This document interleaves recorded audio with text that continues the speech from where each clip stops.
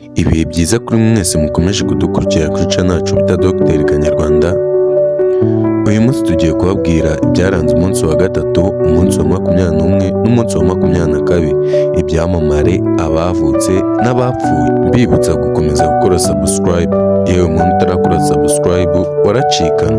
Umunsi wa gatatu Gicurasi 2025 ni umunsi w'123 mu minsi igize umwaka. Ni umunsi mpuzamahanga w'izuba. Ni umunsi mpuzamahanga kandi ubwisanzure bw'itangazamakuru. Ibi ni bimwe mu byaranze uwo munsi mu mateka. Duhere mu 1994, abana 72 bari barokotse ubwicanyi bwo kuri Home Center biciwe mu bitaro bya Kibuye.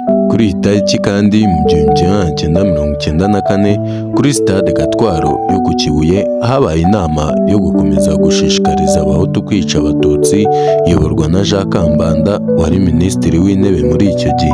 Kuri iyi tariki kandi mu 1994 Ikibirizi muri Butare hishwe abagore basaga 445 muri jenoside yakorewe Abatutsi. Muri 2013 kandi Papa Francis yatoreye Musenyeri Anthony Kambanda kuba umushumba wa Diyoseze ya Kibungo.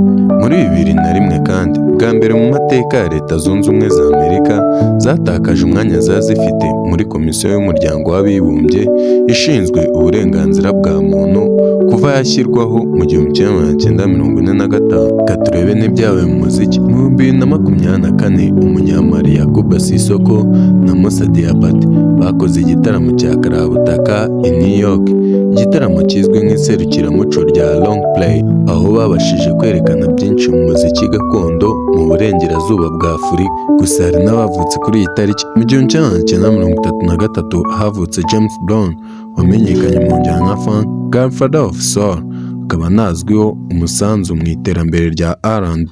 Mu 1997 havutse umuraperi Designer wamenyekanye mu ndirimbo ya Panda, yamaze igihe iyoboye izikunzwe kuri Billboard Hot 100. Turebe no mu bapfuye. Mu 1987 hapfuye umuririmbyi w'umunyamisiri Dalida ufite ibihangano byamenyekanye mu Bufaransa kandi akaba ari naho yaguye. Muri 2011 kandi hapfuye Jack Pa, umunyamerika wamaze imyaka igera kuri 60 azwi mu bintu bijyanye na sinema.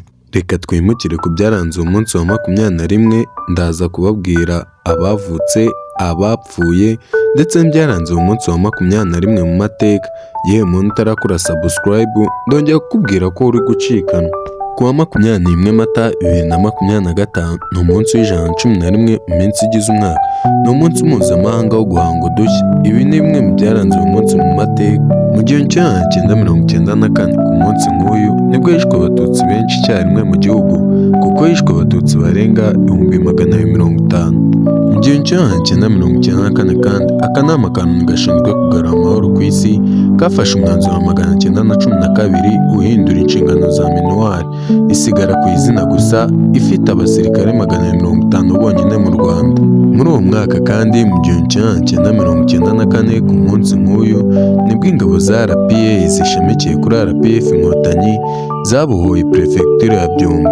2022 abayobozi n'abakozi ba Minisiteri y'Ubumwe bw'Abanyarwanda n'Inshingano Mboneragihugu bifatanyije n'abaturage batuye i Murambi ya Nyamagabe kwibuka Jenoside yakorewe Abatutsi ku nshuro ya 28 no kunamira inzirakarengane zishyinguye i Murambi zirenga 50,000.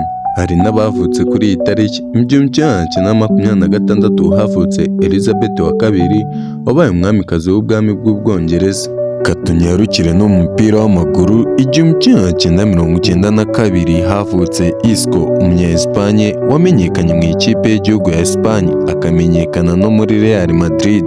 Hari abapfuye kuri iyi tariki. Mu 1910 hapfuye Mark Twain, umwanditsi w'ibitabo ukomoka muri Amerika. Mu 1971 kandi hapfuye François Duvalier wayoboye Haiti, nibwo yitabye Imana. 2022 hari uwo bita Mwai Kibaki wabaye perezida wa Kenya, nibwo yitabye Imana. Reka turebe n'ibyaranze umunsi wa 22, abavutse, abapfuye ndetse n'ibyamamare byagiye bivugwa. Ku wa 22 Mata 2025 ni umunsi w'112 mu minsi igize umwaka. Ni umunsi mpuzamahanga wo kwita ku mubumbe w'isi. Ibi ni bimwe mu byaranze uyu munsi mu mateka. Njye mwumvaga nari Dr Kanyarwanda nk'uko bisanzwe. Ibiganiro byacu byo nakagaruka, mukomeze mukore subscribe. Umunsi w'ejo tuzaza dukomeza umunsi wa 22. Mugire umunsi mwiza.